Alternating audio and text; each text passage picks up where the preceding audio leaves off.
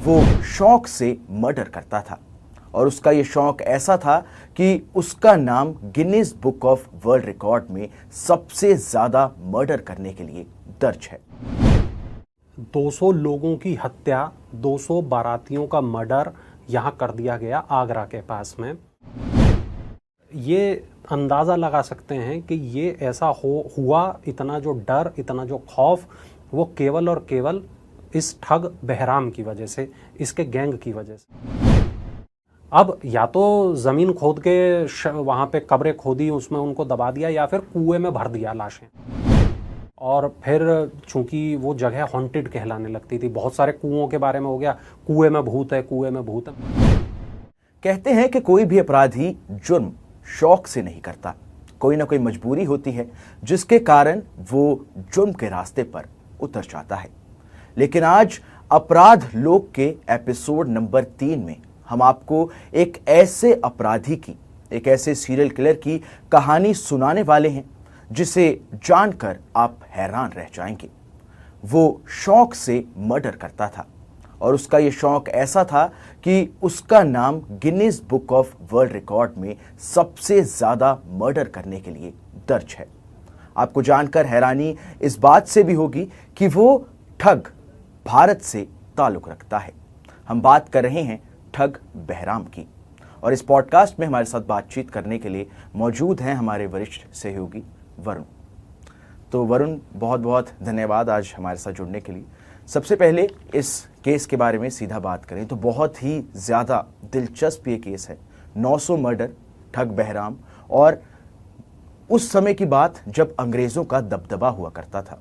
तो क्या ये किस्से थे, कैसे ये किस्से शुरू हुए, ठग बहराम कौन था, ज़रा हमारे दर्शकों को बताइए।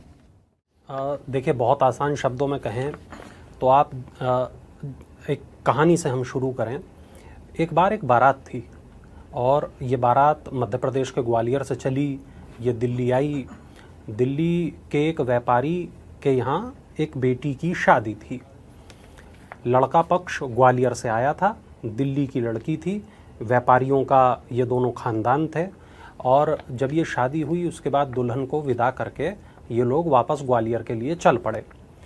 लेकिन ये कभी ग्वालियर नहीं पहुँचे। बारात में 200 से ज़्यादा लोग मौजूद थे और इसमें बहुत सारे हट्टे कट्टे पहलवान थे, है ना, और बहुत सारे लाठी चलाने वाले, तलवार चलाने वाले लोग थे। लेकिन ये कभी ग्वालियर नहीं पहुंच पाए। और ऐसा इसलिए हुआ क्योंकि आगरा के पास इस पूरी बारात को लूट लिया गया। न केवल लूट लिया गया, सारे लोगों को जान से मार दिया गया। न केवल जान से मार दिया गया, ये पूरी बारात गायब कर दी गई। अब आप सोचें कि 200 लोगों की हत्या, 200 बारातियों का मर्डर यहाँ कर दिया गया आगरा के पास में।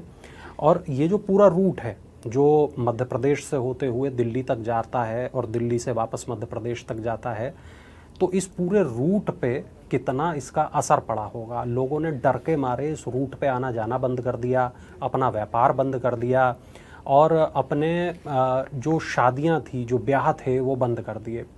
आप ये अंदाज़ा लगा सकते हैं कि ये ऐसा हुआ, इतना जो डर, इतना जो खौफ, वो केवल और केवल इस ठग बहराम की वजह से, इसके गैंग की वजह से।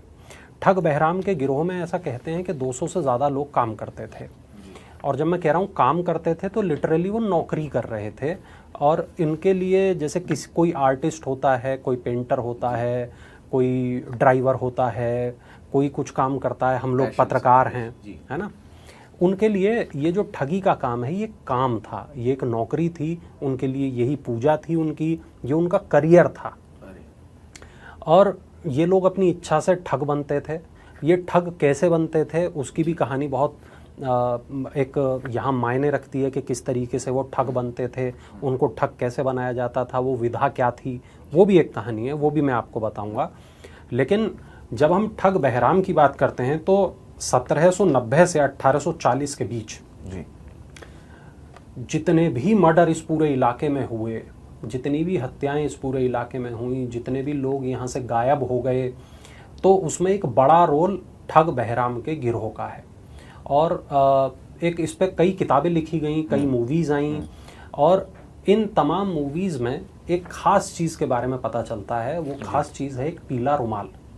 ठग बहराम जब किसी को मारता था तो वो किसी चाकू से नहीं मारता था, वो किसी तलवार से नहीं मारता था, वो किसी बंदूक से नहीं मारता था, वो मारता था एक पीले रुमाल से। जैसा अमूमन माना जाता है कि सीरियल किलर किसी अपने एक अंदाज से मर्डर करते हैं, तो बहुत ही पीला रुमाल उनका अंदाज था। लेकिन वरुण, आपने जो चीज़ बताई कि 200 से ज़्यादा लोग उनके गैंग में थे और ये मिलकर शौक से मर्डर करते थे, लेकिन काफ़ी समय तक ये मर्डर करते रहे और 200 लोगों की अगर बारात वहाँ पर गायब हो गई तो कोई लाशें वगैरह, कुछ सबूत वगैरह कुछ तो मिला होगा जिससे पुलिस उन तक पहुँच पाती। तो उस समय क्या था? देखिए, ठगी एक विधा थी। मतलब एक होती है चोरी, के दबे पांव चोर आपके घर में घुसा और वो आपका सामान चोरी करके भाग गया। एक होती है लूट, के किसी ने आपको कोई हथियार दिखाया और आपसे आपका जो वैल्यूएबल थिंग्स हैं, कीमती चीज़ें हैं, वो छीन ली, वो होती है लूट। एक होती है डकैती, बहुत सारे डकैत आपके घर में घुसे, आपको बंधक बनाया, आपको मारा पीटा और आपका सामान लेके चले गए। एक होती है ठगी। ठगी इन तीनों चीज़ों से पूरी तरीके से अलग है। ठगी में क्या होता है कि आपका भरोसा जीतता है ठग। ठग आपके पास आएगा, आपसे बात करेगा, कुंवर आप कैसे हैं, आप कहाँ काम करते हैं, आपके घर में कौन कौन मतलब है। उनकी बातचीत पर भी काम किया जाता था। अच्छे से ट्रेंड होते थे वो लोग। तो उन्हें कई भाषाएं बोलनी आती थी, अपने पहनावे पर वो बहुत ध्यान देते थे। मतलब किसी से भी दोस्ती बनाना बहुत आसान था उनके लिए। जैसे मान लीजिए वो बारात में शामिल हो गए जी। अब बारात जा रही है 200 लोगों की, वहाँ पे 2 आदमी अचानक आए और कहा, भैया कहाँ जा रहे हो? कि हम तो ग्वालियर जा रहे हैं। भैया हम भी ग्वालियर जा रहे हैं, हमने सुना है यहाँ ठग बहुत हैं, हम तो सोच रहे थे कोई बारात आए तो उसके साथ हम भी लग के चले जाएं, तो भैया प्लीज़ हमें भी ले चलो। अब ये 2 लोग उस बारात में शामिल हुए और धीरे धीरे मिठाइयाँ खाना इन्होंने शुरू किया, लोगों से बात करना शुरू किया, बुआ जी नमस्ते, चाचा जी नमस्ते करना शुरू किया। और उसके बाद धीरे से इन्होंने मौका देख के उनके खाने में उनके खाने में इन्होंने नींद की दवाई मिला दी। अब जब ये नींद की दवाई खा के पूरी बारात सो गई, इसके बाद एक इशारा और फिर वहाँ से 200 लोगों का गैंग वहाँ मौजूद। अब जब 200 लोगों का गैंग वहाँ आ गया, उसके बाद सब ने जो है इन लोगों को गला दबा के मार दिया, सोते हुए लोगों को ही जान से मार दिया गया। अब इसके बाद क्या किया? इसके बाद इन्होंने ज़मीन खोदी और ज़मीन खोद के उनको कब्र बनाई और सारे लोगों को वहाँ पे लेटा दिया। कब्र बना दी। हाँ, अच्छा। हाँ, वहीं रास्ते से थोड़ा अलग हटके। अब उस ज़माने में तो बहुत इंफ्रास्ट्रक्चर तो था नहीं, जंगल ही था। थोड़ा अंदर ले गए, जंगल की तरफ ले गए, वहाँ कब्र खोदी, उनको दफना दिया। बहुत हैरानगी की बात है, 200 आप लाशें लेकर भी जा रहे हैं और रात भर ये पूरा सिलसिला चल रहा है। और दिन भर भी, मतलब कोई ऐसा तो नहीं था आज की तरह कि मतलब सड़क चल रही है, लोग देख रहे हैं, तो यदा कदा वहाँ से कोई आता जाता था 2 दिन में, 1 दिन में। तो आराम से उन्होंने अपने काम को अंजाम देते थे ये लोग और उनको दफना देते थे। अब थोड़े दिन के बाद उस पर घास उगाती थी, खरपतवार उगाती थी, पेड़ उगाते थे, तो सभी नामो निशान ही मिट गए। नामो निशान मिट गया। अब आप ढूंढते रहो 200 लोग कहाँ गए, कोई बताने वाला ही नहीं 200 लोग कहाँ गए। मतलब उस समय में ऐसी, मतलब इतना दिमाग लगा के क्राइम करना है, इतना दिमाग लगा के ठगी करना वाकई में एक कला है। मतलब कि ये उनको क्या ये मतलब चीज पढ़ाई जाती थी, जैसे आप कह रहे हैं कि वो पेशे से ये चीज करते थे, करियर की तरह, तो क्या ट्रेनिंग मिलती थी, क्या किस तरीके से वो इस रुचि कैसे पड़ती थी, क्या चीज थी वो? देखिए, जब हम बात बहराम की कर रहे हैं तो हमें ये जानना होगा कि बहराम का जो जन्म है वो 1765 में हुआ और बहराम के जो बहराम के गुरु थे, जो बहराम के गुरु थे 1765 के बाद, सैयद अमीर अली इनका नाम है। और ये जो सैयद अमीर अली थे, ये उस ज़माने के बहुत खूंखार और बेरहम ठग माने जाते थे। अब यहाँ पे बहराम ने ठगी के गुर सीखे, ये सीखे। हाँ, मतलब जैसे आप आज पढ़ाई करते हैं, यूनिवर्सिटी जाते हैं, उस ज़माने में एक गुरु के पास रह के आप ठगी सीखते थे। तो इन्होंने ठगी सीखी बहराम ने, और ठगी सीखने के बाद इन्होंने पहले तो ये अपने गुरु के गैंग में ही शामिल थे, बाद में ये अलग हो गए और किसी दूसरे अपना खुद का गैंग बना लिया इन्होंने। और जब इन्होंने गैंग बना लिया तो अपने गैंग में ये भर्तियां करने लगे। धीरे धीरे करके इनका जो गैंग है वो 200 लोगों तक का इनका गैंग हो गया। अब इनका जो मतलब आप देखें जो इनका काम था वो कहाँ से कहाँ तक था। पूरा अवध का इलाका जो आज लखनऊ के आसपास का इलाका है, पूरा आप देखें तो इनका बुंदेलखंड का हमारा पूरा इलाका, जिसमें थोड़ा सा राजस्थान है, जिसमें थोड़ा सा मध्य प्रदेश है, जिसमें थोड़ा सा उत्तर प्रदेश है ना, ये पूरा इलाका। और ये आप गौर करेंगे तो ये ग्वालियर और भिंड, मुरैना, आगरा, दिल्ली, ये जो पूरा इलाका है, थोड़ा सा पश्चिमी उत्तर प्रदेश का इलाका, ये यहाँ तक इनका साम्राज्य फैला हुआ था। अब यहाँ से जितने भी लोग आते थे, जाते थे, यहाँ पे इस रूट पे अपना व्यापार करते थे, वो सारे लोग इन डाकुओं से परेशान थे। मैं तो केवल बहराम की बात कर रहा हूँ, एक गैंग की हम बात कर रहे हैं आज, लेकिन उस ज़माने में ऐसे सैकड़ों गैंग थे। बंगाल में अलग गैंग थे, आपका पूर्वांचल में अलग गैंग थे, बिहार में अलग गैंग थे, है ना, दिल्ली में भी कुछ गैंग उस तरीके के चलते थे। तो ठगी एक बहुत बड़ी विधा थी, और इस विधा के जो शातिर लोग थे, माहिर लोग थे, वो लगातार अपने इस जो हुनर था उसको मतलब, हाँ, गैंग बड़ी हो जाए। अब हमारे पास जो रिपोर्ट्स हैं उसमें बिल्कुल साफ साफ लिखा हुआ है कि बैरहम ने अपने जो लोग काम करते थे उनको ये सिखाया कि किस तरीके से लोगों को मारना है, किस तरीके से मर्डर किया जाए, किस तरह से मर्डर किया जाए, किस तरह से लोगों का भरोसा जीतना है, किस तरीके से लोगों के साथ घुलना मिलना है, किस तरीके से उन्हें अपना बनाना है, किस तरीके से उनका भरोसा हासिल करना है, और तब जाके वो आदमी आपका सारा बात मानेगा, आपका सारा काम करेगा। और वो क्या काम करेगा? आप उसको बोलेंगे भैया ज़रा मेरे साथ यहाँ तक चलो प्लीज़, है ना। हाँ, अब तो एक ठग आके एक मोहल्ले में रहने लगा, और उसने अपनी दोस्ती कर ली 10-12 अलग अलग लोगों से, कुछ लोगों को उधार बांट दिया, कुछ लोगों को मदद कर दी। अब वो धीरे धीरे सारे लोग उसके ऊपर भरोसा करने लगे। फिर एक दिन उसने कहा आज मेरे यहाँ भंडारा है, आप आइए सारे लोग खाना खाइए आज मेरे यहाँ, पूरे गांव के लोग, है ना। और वो सारे लोगों को बुलाया भंडारे में, अपना उसने नींद की दवाई मिलाई और सारे पूरा गाँव सो गया, और इन्होंने एक ही रात में पूरा गाँव साफ कर दिया। तो ये अमूमन मतलब कि ऐसे बड़े क्राइम ही करते थे, मतलब कि ज़्यादा तादाद में लोगों को शिकार बनाते, जैसे 200 की बारात, फिर पूरा गांव। हाँ। तो अमूमन ये जैसे क्राइम करते थे, पूरा गैंग है। हाँ। तो इसी तरीके से क्या ये लोगों को ठगी करते थे? देखिए, ये कोशिश करते थे कि एक बड़े तबके को अपना शिकार बनाया जाए। आज भी आप रोडवेज के जो चालक हैं, आप उनसे बात करेंगे तो आज भी कानवाई नाम की एक चीज़ होती है बसों में। कानवाई? हाँ। क्या होती है? एक्चुअली ये एक शब्द है अंग्रेजी का ही, कॉन्वॉय, है ना। ये हाँ, ये आपका एक काफिले को बोला जाता है। हाँ, काफिले को बोला जाता है।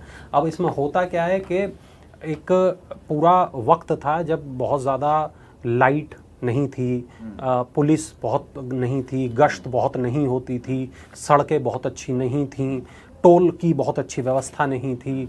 तो क्या होता था कि जो ठग थे वो ऐसे बसों में बैठ जाते थे जी। और वो बस में अपना प्रसाद खिला देते थे लोगों को। मैं देवी माँ के यहाँ से आ रहा हूँ और ये प्रसाद है, पूरी बस के लोगों को वो प्रसाद बांट दिया, पूरी बस के लोग जो है वो सो गए प्रसाद खा के, और पूरी बस को लूट लिया गया। तो हुआ क्या कि इससे बचने के लिए बसों ने क्या काम किया कि एक किसी पॉइंट पे 5 या 6 बसें एक साथ रुकती थीं, एक एक पुलिस वाला उन बसों के अंदर खड़ा होता था, चढ़ता था, और वो सारी की सारी बसें एक के पीछे एक चला करती थी जब तक कि वो अपने डेस्टिनेशन तक ना पहुंच जाएं। और वहाँ पे वो बसें दूसरी तरफ भी सेम स्थिति थी, वहाँ भी वो पुलिस वाले ऐसे बसों में बैठते थे और वो यहाँ तक लेके आते थे। तो लोकल भाषा में उसको कानवाई बोला जाता था। तो बहुत लंबे वक्त तक मैंने खुद अपनी आंखों से कानवाई की वो कार्रवाई देखी है कि किस तरीके से ठगों से बचाने के लिए बसों को ये काम किया जाता था। तो क्या होता है कि ये जो ठगी है ये उतनी सरल या उतनी आसान नहीं है जितनी हम सोच रहे हैं। पूरी की पूरी बस लूट ली जाए, बस में जो बैठे, अब तो चलो हत्याएं नहीं होती थी, पूरे के पूरे गांव को लूट लिया जाए, पूरी बारात को गायब कर दिया जाए और तमाम लोगों की हत्या कर दी जाए। अब या तो ज़मीन खोद के वहाँ पे कब्रें खोदी, उसमें उनको दबा दिया, या फिर कुएं में भर दिया लाशें जी। तो कुएं में भर देते थे ये लाशें, कुएं में भर देते थे लाशें। और उसके बाद क्या होता था कि लोग आसानी से पता नहीं कर पाते थे। और फिर चूंकि वो जगह हॉन्टेड कहलाने लगती थी, बहुत सारे कुओं के बारे में हो गया, कुएं में भूत है, कुएं में भूत है, मगर कुएं में थोड़ी भूत है। उस समय थोड़ा ऐसे था भी कि भूतों में लोगों का अंधविश्वास पे लोग हाँ, तो अब ये जो कहानियां आई निकल निकल के कहाँ से आई, अच्छा, वो इन्हीं ठगों से हाँ बिल्कुल बिल्कुल ऐसा कहते हैं। बड़ी प्रसिद्ध कहानी है कि बहुत सारे लोगों ने ऐसा देखा कि एक पूरी की पूरी बारात जो है वो जा रही है रास्ते से और वो गायब हो गई अचानक। तो अब ठग बहराम की नहीं, मैं बता रहा हूँ आपको, लोगों को ऐसा लगा अरे ये मतलब भूत हाँ, तो लोगों ने ऐसा बताया कि हमने देखा कि अचानक बहुत सारे लोग सड़क पे जा रहे थे और फिर हमने उन्हें गायब होते हुए देखा। तो आप करेंगे गूगल या इंटरनेट यूट्यूब तो आपको ऐसी तमाम किस्से कहानियां मिलेंगे। लेकिन हम किसी अंधविश्वास को यहाँ बढ़ावा नहीं दे रहे, हम फैक्ट पे बात कर रहे हैं। तो जो तमाम किस्से छपे अखबारों में उन दिनों, जो तमाम बातें छपी, देखिए तमाम चीज़ें यहाँ लिखी हैं। 1765 में मध्य भारत में बहराम का जन्म हुआ। जबलपुर इलाका, मध्य प्रदेश का इलाका, वो बहराम वहाँ पर पैदा हुआ। बहराम ने सैयद अमीर अली से ठगी सीखी और अगले 10 सालों में वो ठगों का सरदार हो गया इस पूरे इलाके के। और इसके बाद में अब आप सोचिए कि इतना खौफ उसका, फिर लोग कहाँ पहुँचते, लोग अपने राजा के पास पहुँचते, अपने ज़मींदार के पास पहुँचते, अंग्रेज़ सरकार के पास पहुँचते।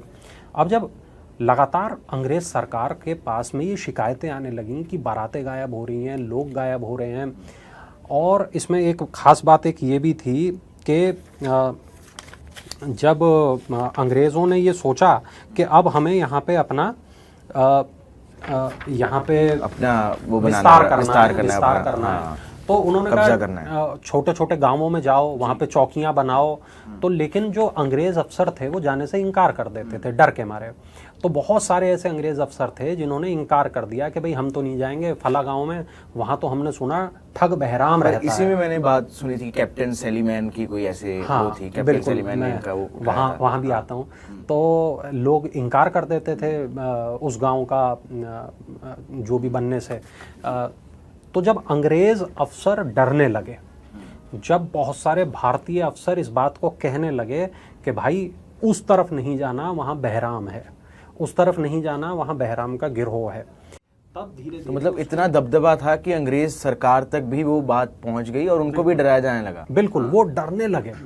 और तब इंग्लैंड से इसको स्लीमैन को भेजा गया, कैप्टन स्लीमैन को भेजा गया, और ये कहने के लिए कि भाई अब जो है आप इस ठगों से मुक्ति दिलाइए, अब आप इन ठगों से बचाइए। तब जाके कैप्टन स्लीमैन ने एक रास्ता निकाला, और वो रास्ता क्या था, स्लीमैन जब भारत आया तब उसे भारत के बारे में कुछ पता नहीं था। उसे ये नहीं पता था कि भारत में कितनी भाषाएं हैं, किस तरह का खाना है। स्लीमैन सालों तक भारत में रहा, भारत के लोगों से मिला, वो गांव से गांव घूमता रहता था। पर ऐसे भी कहते हैं कि हर शेर के ऊपर एक सवा शेर होता है, तो मतलब कि अगर शातिर वो है, बहराम है, तो स्लीमैन भी सवा शेर है। हाँ। तो उनको पकड़ने के लिए भी क्या वो पूरी कहानी रही होगी, वो चीज़ रही होगी, उसके बारे में जी बिल्कुल। तो स्लीमैन गांव से गांव घूमता रहा और उसने लोगों से दोस्ती करता रहा। जी। उस ज़माने में दोस्त कौन हो सकता था? उस ज़माने में दोस्त हो सकते थे जो आपके किसान हैं, जो आपके इधर से उधर गाड़ीवान हैं, है ना। उस ज़माने की जो वैश्याएँ होती थी, उस ज़माने की जो तवाइफ़ें होती थीं, वहाँ सब उसने अपने धीरे धीरे धीरे धीरे वो अपने गुर्गे, अपने जासूस प्लांट करता रहा बहुत लंबे वक्त तक, सालों तक। और सालों के बाद उसे कई भाषाएं आ गईं।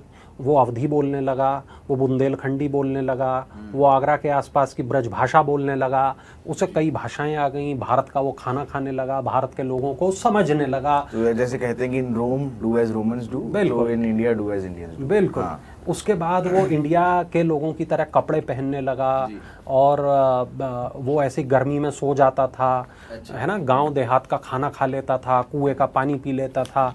उसने क्या ये एक उनकी भी रुचि थी कि वो चाहते थे कि जो बहराम है वो उन तक पहुंचे, जैसे बहराम जब क्राइम करता था तो अमूमन भरोसा जीतता था, पहुंचते थे वहां तक। क्या ये इसके पीछे ये भी सोच हो सकती है कि अगर स्लीमैन इतने शातिर थे, इसके पीछे ये भी शायद सोच हो सकती है कि किसी दिन कहीं ना आमने कहीं, सामना हो, किस दिन आमना सामना हो कि बहराम ही उन तक पहुंच जाए, बिल्कुल, अगर वो नहीं पहुंच पा रहे। बिल्कुल बिल्कुल। तो उसके बाद होता यह है कि एक दिन इसको ये पता चलता है कि बहराम को ये कला सिखाई किसने, तो वो सैयद आमिर अली तक वो पहुंचता है, जो उनके गुरु थे, जो गुरु थे। हाँ। उसके बाद वो उसको पूछता है बताओ बहराम कहाँ है, तो सैयद आमिर अली को ये पकड़ लेते हैं, इनको पकड़ में। लेते अच्छा ठीक है। वो अपना मुंह नहीं खोलता।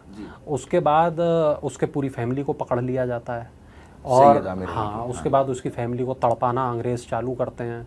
फिर वो अपनी फैमिली का वो हाल देख नहीं पाता, वो अपना मुंह खोल देता है, बहराम का पता बता देता है। जब बहराम पकड़ा गया तब उसकी उम्र 75 साल के आसपास बताई जाती है। 75 साल की? हाँ, और 2 साल तक फिर कोर्ट में उसके खिलाफ मामले चलते हैं और वो पुलिस को बताता है कि 931 कत्ल उसने किए हैं। कबूल करता है 931 कत्ल? हाँ जी, हाँ जी। 931 कत्ल वो कबूल करता है। इसके अंदर से कुछ कत्ल तो ऐसे थे जो उसने अधिकतर कत्ल उसने खुद किए, मगर मोटा मोटी 931 कत्ल उसके ऊपर लगते हैं, जिसमें वो बताता है हाँ ये सब मैंने किए। वो अपना पीला रुमाल दिखाता है, रुमाल में क्या रुमाल के पीछे की कहानी भी वो बताता है? हाँ, एक सिक्का होता है उसमें रुमाल में बंधा हुआ, तो एक खास तरीके की गांठ होती है, वो आजकल प्रचलन में नहीं है। जैसे तमाम तरीके की गांठ होती हैं, रीफ नॉट होती है, ये नॉट वो नॉट, कई तरीके की गांठें होती हैं। तो उसने एक खास तरीके की गांठ बनाई और जैसे ही कोई व्यक्ति उसका प्रतिरोध करना चाहता, वो एक उस अपने रुमाल, उसके पास लंबा सा रुमाल था, वो रुमाल आज भी स्लीमैन के वंशजों के पास सुरक्षित है और अभी उनके पास सुरक्षित है। हाँ, बचा? अच्छा। हाँ, आप गूगल करेंगे आपको फोटो भी मिलेगी उसकी, और उसमें वो सिक्का बंधा हुआ आज भी मौजूद है, जिस सिक्के से वो सारे मर्डर को अंजाम दिया जाता था। और वो लोगों के गले में वो फंदा डाल देता था, उनको तब तक दबाता था जब तक के वो इंसान बेहोश ना हो जाए, वो मर ना जाए, और इस तरह वो लोगों की जान ले लेता था। 931 मर्डर। अब एक खास बात है कि अंग्रेज सरकार ने इस पूरी जो प्रोसेस थी, ये इसको पकड़ने के लिए, बहराम को पकड़ने के लिए जो प्रोसेस थी, इस एक विभाग बनाया, ठगी विभाग है ना, एक पूरा विभाग बनाया जो ठगों को पकड़ता था। उसी डिपार्टमेंट को हेड करता था कैप्टन स्लीमैन। अब जब भारत से ठग खत्म हो गए तब इसको पूरे डिपार्टमेंट को बंद नहीं किया गया, इस डिपार्टमेंट का नाम बदल दिया गया।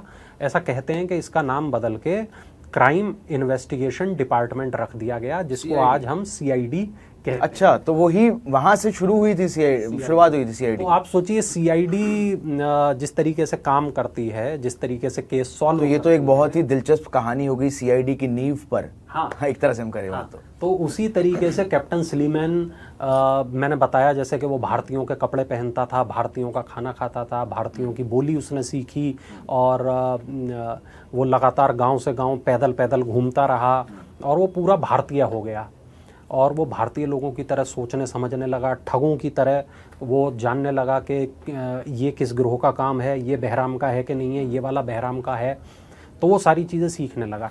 तो ये पूरी कहानी सीआईडी के बनने की भी है। और 931 कत्ल इससे पहले न कभी सुने गए थे, न कभी देखे गए थे, तो ये Guinness book of world record में ये मामला दर्ज हुआ। बहुत ही मतलब बड़ी बात है ये कि कोई सीरियल किलर 931 मर्डर करना, आज से पहले मैंने भी कभी नहीं सुना था। जब आपने मेरे से डिस्कस करा इस चीज़ के बारे में, तो मैं भी एक समय के लिए तो मैं भी हैरान रह गया था कि 931 मर्डर कोई सीरियल किलर कैसे कर सकता है। तो ये बहुत ही मतलब कि दिलचस्प कहानी थी। एक सवाल जो मेरे उसमें जहन में आ रहा था, जब बहराम को पकड़ा गया तो क्या उसके जो गिरोह था, जो 200 लोगों का जो उसका गैंग था, क्या उनको भी साथ में पकड़ा गया, या वो लोग अभी भी उसके बाद भी वो एक्टिव रहे? क्या चीज़ थी? देखिए, उसमें से अधिकतर लोग पकड़े गए, अधिकतर लोगों को फांसी पर लटका दिया गया। रिपोर्ट हमें ये बताती है साल 1838 में बहराम को पकड़ा गया। उस समय उसकी उम्र 75 साल थी। 2 साल तक बहराम के खिलाफ मुकदमा चला। 1840 में उसे मध्य प्रदेश के कटनी में एक पेड़ पर सरेआम फांसी पर चढ़ा दिया गया। मध्य प्रदेश के कटनी जिले में एक जगह है, उस जगह का नाम है सिलीमनाबाद। और सलीमाबाद, हाँ, कैप्टन स्लीमैन के नाम पर है। अच्छा। हाँ, और वहां पर स्लीमैन की याद में एक स्मारक भी बनाया गया है ना। तो कटनी में फांसी हुई ठग बहराम को। ठग बहराम के जितने भी गिरोह के लोग थे, अधिकतर लोगों को मार दिया गया, उनको फांसी पर चढ़ा दिया गया। जिनके थोड़ा छोटे अपराध थे, जो बहुत ज़्यादा हत्याओं में शामिल नहीं थे, उनको पानी के जहाज़ों में बैठाकर उनको दूर दराज के देशों में भेज दिया गया। और बहुत सारे लोगों को ऐसा सुनते हैं कि चलते हुए पानी के जहाज़ों से फेंक दिया जाता था, वहाँ पे अपने साथ ले जाते थे ताकि साफ सफाई का काम करेगा। अपराधियों के साथ पहले इसी तरीके का सुलूक करते थे अंग्रेज़। तो फाइनली इस तरीके पूरा खेल इनका ख़त्म हुआ और एक नया डिपार्टमेंट हमारे देश को मिला जिसको हम CID कहते हैं। एक यहाँ पे 4-5 खास चीज़ें हैं कुंवर, जो मैं आपको बताना चाहूँगा, हमारे दर्शकों को बताना चाहूँगा कि एक खास भाषा जिसमें ये आपस में बात करते थे उस समय, मतलब जब ये आपस में अपराध करने वक्त, हाँ, तो लोग ना समझ पाएं तो ये खास तरीके की भाषा में, एक कोड वर्ड में बातचीत किया करते थे। उस भाषा को बोलते थे रमोसी। रमोसी, हाँ। क्या अभी भी रमोसी में बातचीत होती है? अभी रमोसी जिंदा है? नहीं, ये ठगों की भाषा थी और ठगों की भाषा, ठगों के साथ ही खत्म हो गई। तो उस भाषा को रमोसी कहा जाता था। कोड वर्ड में ये लोग बातचीत करते थे, इनकी बात कोई और समझ नहीं पाता था और इसी चीज का इनको फायदा मिल जाता था। हाँ, और ठगों के अंदर एक ये क्वालिटी भी थी, इनको कई तरीके की कलाएं आती थी। इन्हें बांसुरी बजाना आता था, तबला बजाना आता था, ये लोग अच्छे हलवाई होते थे। इनको और भी कई तरीके के वाद्य यंत्र बजाने आते थे, गाना गाना आता था, डांस करना आता था। तो इतने टैलेंटेड से तो आसानी से किसी और करियर में भी जा सकते थे, लेकिन ठगी ही चुना। हाँ, नहीं, ठीक है, शौक है, शौक की बात है, शौक बड़ी चीज है। हाँ, जी। तो इस तरह से ये लोग ठग बनते थे और ठग बनने के लिए ये इतनी सारी चीज़ों में ये पारंगत होते थे। अब एक और ख़ास बात ये है कि ये जिस फावड़े से कब्र खोदते थे, उस फावड़े को कहते थे कस्सी। कस्सी, हाँ, कस्सी कहा जाता है। और ये जो कब्र जो खोदी जाती थी उसको बोलते थे बेल। जिस कब्र खोदते थे जो उनकी, हाँ, जहाँ पर, हाँ, ठीक। तो बेल खोदने का इस्तेमाल करने के लिए कस्सी को यूज करते थे, बेल को खोदने के लिए। अब होता क्या था कि जो कस्सी होती है, कस्सी की ये लोग पूजा करते थे। अच्छा, जैसे मतलब इनका जो औजार है, हाँ, विश्वकर्मा पे जैसे हम अपने कलम की करते हैं, तो ये कस्सी की, ठीक है। तो ये कस्सी की पूजा करते थे और जब ये कस्सी की पूजा करते थे उसके साथ वहाँ पर उसका कई तरीके से अभिषेक करते थे, दूध से, शहद से, वगैरह वगैरह, है ना। और उसके बाद ये उसका अभिषेक करते थे खून से। खून से अभिषेक करते थे? हाँ, खून से ये अभिषेक करते थे उसका। उसके बाद ये एक रस्म निभाते थे, ये शमशान में बैठकर अपने साथ एक गुड़ लेके आते थे। उस गुड़ का नाम था तपोनी गुड़। हाँ। किस चीज का बनता था वो गुड़? ये गुड़ सामान्य गुड़ होता था, लेकिन उसको ये तपोनी कहते थे। उसे ये शमशान में बैठ के खाते थे और थोड़ा थोड़ा ये गुड़ खाते थे। और ये ऐसा माना जाता था कि ये गुड़ जो है इस पूरे गैंग को जोड़ के रखेगा। और जिस नए बंदे को ये अपने गिरोह में एंटर करते थे, अपने गैंग में एंटर करते थे, उसको ये गुड़ खाने के लिए तपोनी गुड़ देते थे। और फिर ये माना जाता था कि जिसने एक बार ये गुड़ खा लिया, जिसने तपोनी एक बार चख लिया, वो कभी इस गिरोह को छोड़ के नहीं जाएगा। और यहाँ एक ख़ास बात यह है कि इस पूरे गिरोह में कोई जातिवाद नहीं होता था, इस पूरे गिरोह में कोई धर्म नहीं होता था। अब वैसे तो हम देखते हैं कि थोड़ा वक्त पहले भारत के अंदर जातिवाद बहुत ज़्यादा था और धर्म को लेके बहुत मारकाट की स्थिति थी, लेकिन यहाँ इस पूरे गिरोह के अंदर कोई धर्म और जाति को लेके एक दूसरे से इनका वैमनस्य नहीं था। और वो था जुर्म। हाँ, ठगी। हाँ, और ये काली माँ की पूजा करते थे और काली की पूजा करने के बाद ये अपना ठगी को अंजाम देते थे और ये बड़ी बड़ी जो ठगी की वारदातें हैं उनको किया करते थे। अब यहाँ कई और चीज़ें हैं। देखिए, अंग्रेज़ अफसर इतना लंबे वक्त तक इनको ढूंढते रहे, उन्हें कामयाबी नहीं मिली। फाइनली कामयाबी मिली भी तो कैसे कि आमिर अली ने पता बता दिया। पता बताने के बाद भी 5 साल तक बहराम मिला नहीं था। पता बताने के बाद भी 5 साल तक नहीं मिला। तो कुल ये वैसे कितने, जब तक मतलब स्लीमैन जब से लगे, तो मैंने सुना तब भी काफी मतलब 8-10 साल का वो पूरा वो दौरान वो लगे रहे उसमें, और उसके बाद जाके फिर मतलब पता लगने के बाद भी उनको 5 साल और लगे। हाँ, तो बड़ा तो कितनी देर का ये उनका स्लीमैन की ये जांच चलती रही? देखिए, जो रिपोर्ट्स हमारे पास हैं वो हमें ये बताती हैं कि स्लीमैन जब भारत आया उसके बाद से ही उसने इस काम को करना शुरू कर दिया, और 10 साल से ज़्यादा उसको लगा स्लीमैन को कि वो बहराम को ढूंढ पाए, बहराम को गिरफ्तार कर पाए, और इसने बहुत बड़ा एक गुप्तचरों का जाल बिछाया था। और ये जो जाल इसने गुप्तचरों का बिछाया था, तो ये टिप देते थे कि आज एक ठग आया हुआ है, एक सुराग, एक कड़ी से कड़ी जोड़ते है ना, इस ठग को हमें पकड़ना है। तो अब मान लीजिए किसी वेश्या ने ये सुराग भिजवाया स्लीमैन तक, स्लीमैन वहाँ पहुँचा, एक ठग को पकड़ा, पर उस ठग ने उगला ही नहीं कि बहराम कहाँ है, कहाँ मिलेगा, या उगल भी दिया तो स्लीमैन कभी उसे ढूंढ नहीं पाया, क्योंकि उसका ऑपरेशन का इलाका इतना बड़ा था बहराम का। तो उसके लिए स्लीमैन के लिए बहराम को पकड़ना बिल्कुल असंभव हो गया था। वो जब तक एक लोकेशन पहुंचता वो अपनी लोकेशन बदल देता, वो वहां पहुंचता फिर वो लोकेशन बदल देता। 200 लोग इकट्ठे एक नहीं, अलग अलग तरीके से मूव करते थे, और चूंकि ये अलग अलग विधाओं में सक्रिय थे, जैसा मैंने बताया, कोई डांसर था, कोई ब्यूटिशियन था, कोई कुक था, हाँ, कोई गाड़ी चलाने में अच्छा था। गाड़ी आज की तरह मोटर कार तो थी नहीं, मतलब बैलगाड़ी। तो ये धीरे धीरे अलग अलग जगहों पे नौकरी पा जाते थे। अब ये कैसे पता चलेगा ना कि हमें लूटना किसको है, हमें ठगना किसको है? तो पूरी जांच उसके लिए भी चलती थी। आगरा के, ग्वालियर के, दिल्ली के जितने बड़े व्यापारी होते थे, ये उनके यहाँ पता चला नौकरी कर रहे होते थे। अच्छा, इनको कैसे पता चलेगा आज के फला बारात जारी है? इनको कैसे पता चलेगा लूट कहाँ करनी है, ठगी कहाँ करनी है? तो मतलब साथ में ये साइड जॉब भी कर, गैस लाइटिंग कर रहे थे। बिल्कुल। तो ये उस तरीके से वहाँ नौकरियां करते थे, अपने गिरोह तक इंफॉर्मेशन पहुंचाते थे, और वहाँ पर गिरोह सारा पहुंच जाता था, और फिर ये लूटपाट की वारदातों को अंजाम दिया जाता था। तो ये इतना बड़ा मामला है। और आप देखिए कि जब ये डकैती का दौर खत्म हुआ, ठगी का ये दौर खत्म हुआ, ठगों को सरेआम फांसी दी गई, लोगों के अंदर अंग्रेज सरकार के प्रति भरोसा जगा, तब जाके व्यापार थोड़ा होने लगा। ये एक अलग बात है कि बाद में अंग्रेज कितना उन्होंने व्यापारियों को लूटा, वो एक अलग बात, हाँ। लेकिन ये जो ठगी का जो पूरा केस था, पूरा मामला था, इस पे सैकड़ों की तादाद में किताबें लिखी गईं, और तमाम इस पे पिक्चरें बनी, भारत में भी बनी, बाहर भी बनी।